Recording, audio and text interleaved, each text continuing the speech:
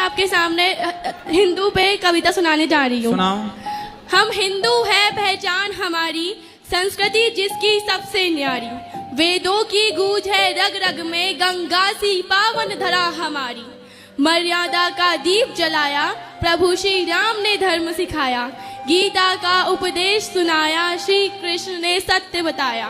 त्याग तपस्या सेवा भाव यही रहा अपना स्वभाव, सहनशीलता शक्ति हमारी इसी में है असली प्रभाव। अटल बिहारी वाजपेयी जी ने कहा था कि भारत कोई जमीन का टुकड़ा नहीं, एक जीता जागता राष्ट्र पुरुष है। ये वंदन की धरती है, ये अर्पण की भूमि है। यहाँ की नदी नदी हमारे लिए गंगा है, यहाँ का कंकड़ कंकड़ हमारे लिए शंकर है।